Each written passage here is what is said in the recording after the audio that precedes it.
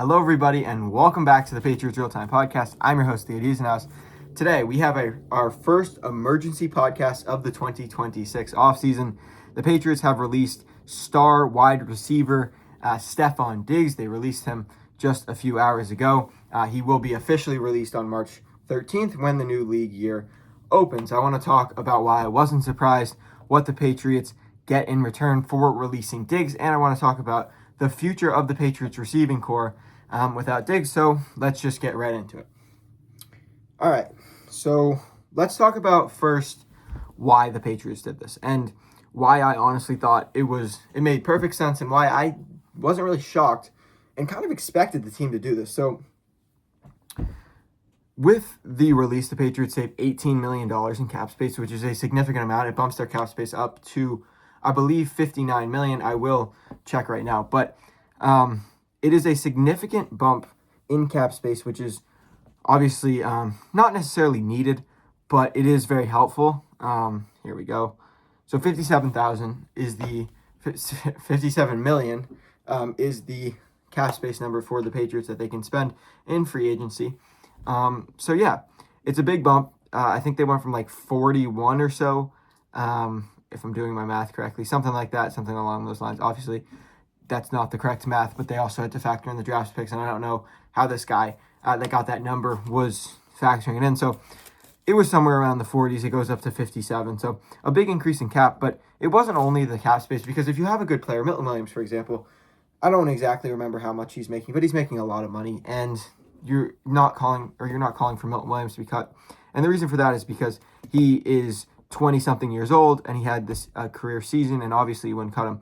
And you could say, well, Diggs just had a 1,000-yard season, the first time since 2019 that a Patriots receiver has had 1,000 yards. Why cut him? So the reason why is I don't think the Patriots wanted to cut him. I think they wanted to restructure him, but the reason why I wasn't surprised that they didn't restructure him is because Stefon Diggs, like I just said, is coming off a 1,000-yard season. Other places where they have more cap space, not saying the Patriots don't have a lot of cap space, but other places where a team needs a wide receiver one.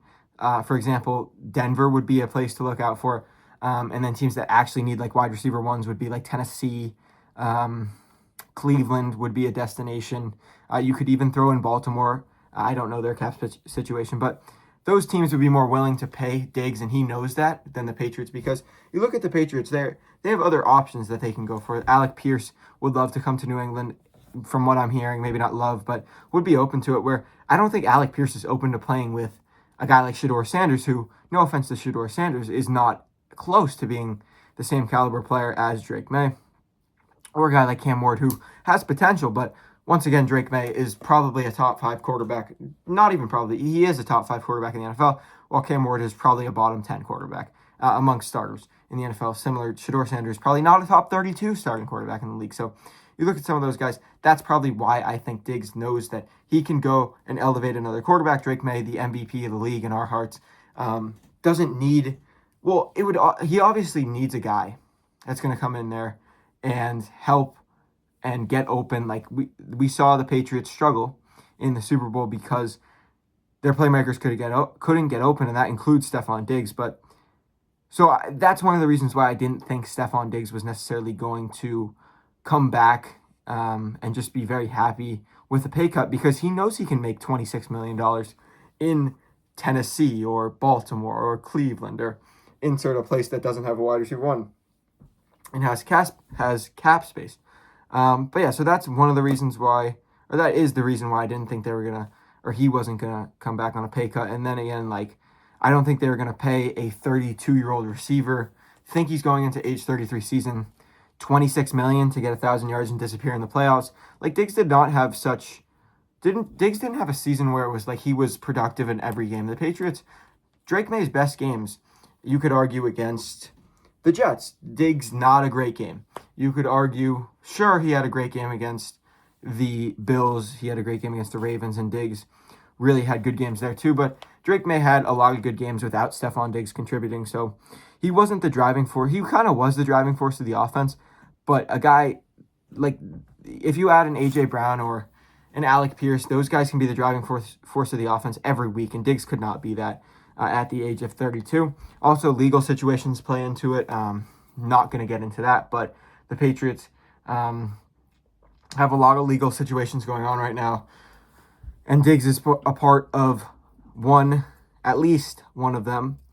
And then I also heard a report from Ian Rappaport saying that the Patriots do not believe that Diggs has the same, or is going to be able to play at the same ability that he did this season. Once again, 33-year-old going into a age 33 season. Not surprised about that. So those are kind of the main thoughts on Diggs. 5 minutes, not too long.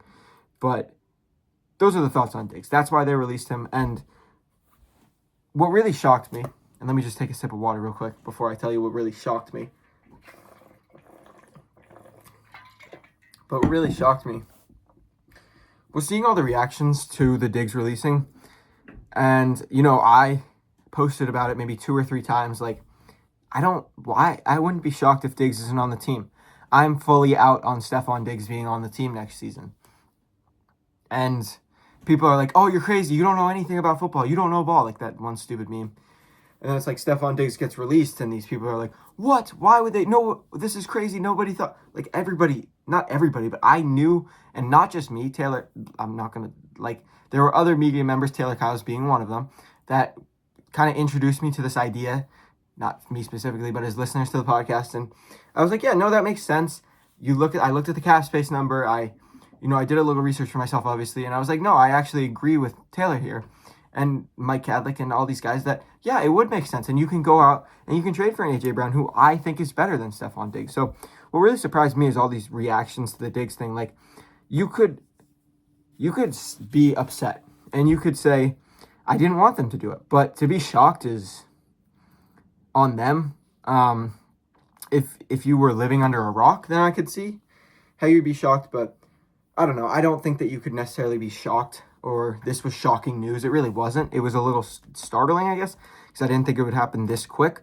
But it was going to happen within the next week. So I'm not really sure what these people were seeing or if they were just in denial, because I think they were. I think they were in denial. I think that they saw a lot of people saying that Diggs was going to get cut. And they said, oh, no, he's not going to get cut. But he does. He did. And so, yeah, denial. But, yeah, so that's it on Diggs. I want to talk about the future.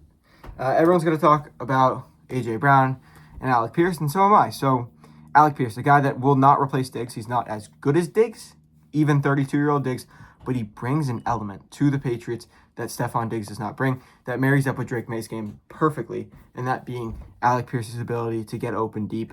Stefon Diggs did not have a single catch for the Patriots on a deep, whatever you call it, a go, a straight line route, you could say, if you want to be more simple. But Alec Pierce gives you that ability.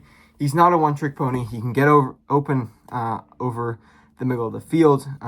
Daniel Jones underthrew him a bunch last season, and he still put up 1,000 yards.